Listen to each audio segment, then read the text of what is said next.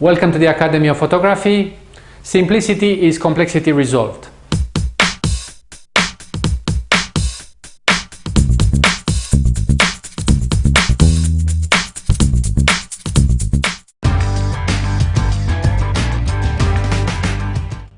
I'm Christian Tudor, and today I would like to talk about exposure compensation and auto exposure bracketing.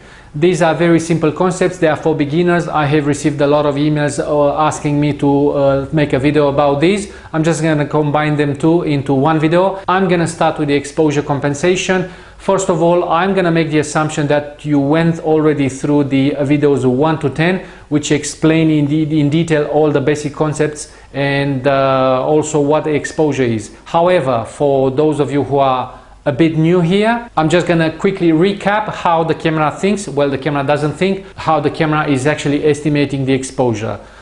Any camera today is going to read how much light is in front of it.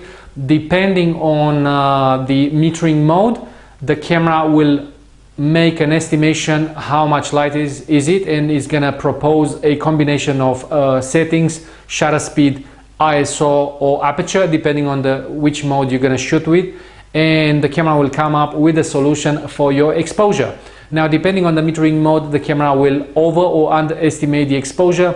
You can select only one spot in the image and you're going to expose for that particular spot, and the camera is going to ignore everything else. Or you can ask the camera in the full evaluative mode to give you an overall lighting of the picture or an overall measurement of how much light is in your scene, and it's going to expose somewhere in between the extremes. Obviously, not every picture has a even lighting. Sometimes you have dark spots, dark areas and bright areas. If you expose for each individual those areas with the spot metering, that means you're going to have a different outcome. So for each image you do not have a specific correct exposure. I don't think there's such thing as a correct exposure. It's how you want to deal with it and which part of the image you want to expose to. Now, the exposure compensation is just a trick. Basically, what you're going to ask the camera to do is to ignore its normal reading and give you a little bit different exposure, either overexposed with 1 or 2 or half a stop, or underexposed. If you like your images to be a bit brighter, you can compensate your exposure for higher steps. That means you're going to have lighter images. The exposure is going to be a little bit overcompensated, or you can go below, or you can underexpose your picture. The camera will read first what will be a normal exposure, in the camera's opinion, not necessarily yours, and it will give you a bit more than that. That means the camera will adjust its settings depending on which mode you're going to shoot with. The camera will adjust the settings to give you the result you want. Now, this does not work in fully manual mode, when you can set up the shutter speed, aperture and ISO manually. What's the purpose of it? If you do it manually, the camera will give you whatever you ask. Now, if your result is overexposed or underexposed, the camera won't care. Exposure compensation will be completely useless. Bracketing.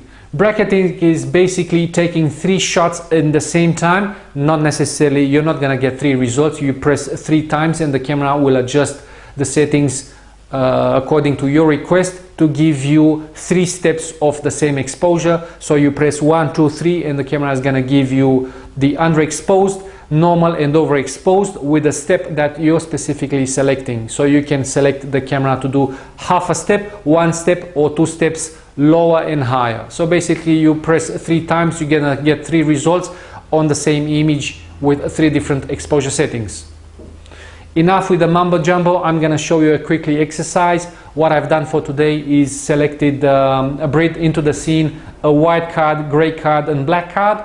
I'm going to put the camera and I'm going to take a few shots and I'm going to show you the results so you can understand a little bit better. Nothing complicated here. Everything should be very simple. Okay, this is my scene. You can see 3 cards. One is white, one is gray and one is black. I just wanted to have this setting because every scene might have different lighting levels. So the black will be the unexposed bit of your image, the gray will be the middle, and the light will be the highlights. So basically this will cover everything. It's very simple. We're not going to go more than that. Camera. As mentioned before, this exercise won't work in manual mode. So we have either time priority mode, aperture mode, or automatic. So what I'm gonna do, I'm gonna turn on the camera, I'm gonna take a reading. The camera is in manual focus, so we don't worry about the focus. So what I'm gonna do, I'm gonna turn on the camera, fix this one. I'm gonna select the manual mode for focusing. So I'm just gonna not worrying too much. Okay, this is basically my scene. Just gonna make it so I can see all of it. I'm gonna take a reading. In my case, it's gonna be, I'm gonna work in aperture mode with the maximum aperture of 2.8, and the camera will tell me that the camera wants a shutter speed 45/45 of a second and ISO 500. That's about it. Basically, this is what a normal exposure recommended by the camera. I am going to press this button and I'm gonna have a result. Obviously, this is the result. I'm gonna show it on the computer. The result is 5197, so 45th of a second, 2.8, and the ISO is 500. Okay.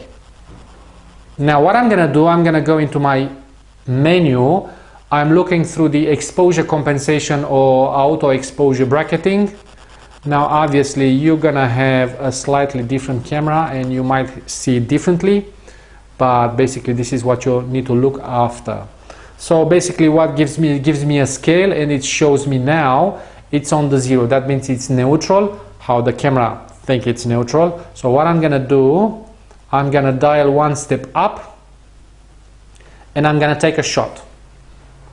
Now the camera is gonna use a 45th of a second and it's just doubled the ISO. It's okay, this is 45th of a second, in the ISO is double, is 1250. It varies a little bit, it doesn't matter.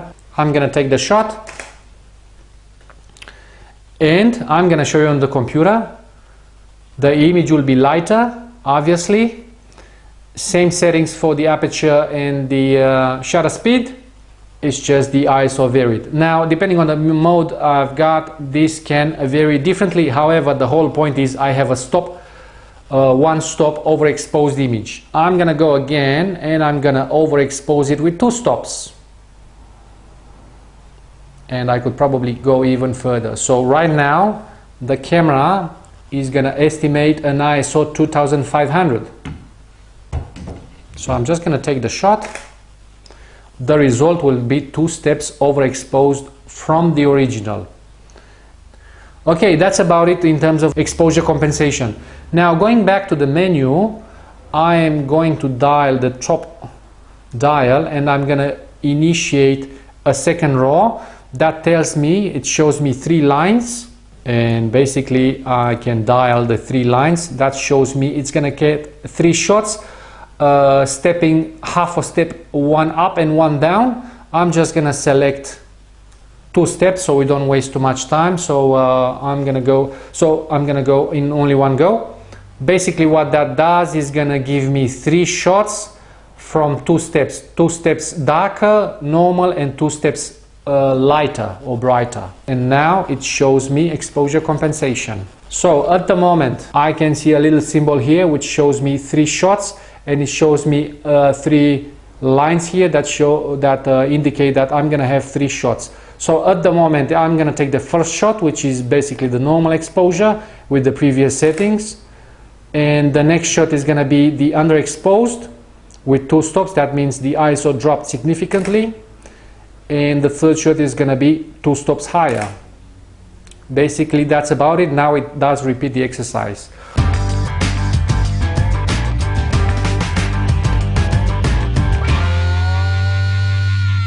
So basically that's it. It is as simple as that. There's nothing very complicated. You just ask camera to give you different levels of exposure for your pictures. You can ask camera to compensate.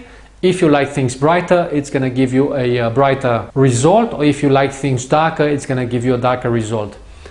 Now personally I don't find these features very useful. Once you practice and you can master the manual mode, you're not gonna need that. Obviously in the manual mode you have full control of the camera. If you believe something is wrong, you'll just dial it up and down through your manual settings until you're happy. I could definitely find a little bit of use for the exposure bracketing other than trying to get still images of the same scene. That means image on a tripod and try to get several exposures. For example, real estate photography, where you can actually photograph one image, you can use the bracketing to get 3 exposures with the 3 different steps to combine them to give you a high dynamic range. I'm going to talk about high dynamic range images in a different tutorial in detail. Basically what that means, you combine several images into one with different level of exposures, so you can actually see everything in more detail, and the problem is that's going to try to flatten the image out, so the darker will try to come as neutral as possible, and the bright areas will do as well, will try to compensate it to a neutral level of lighting. That means the images will become flat. However, you see more detail. Some people like it, some people hate it. I used to like it for a while.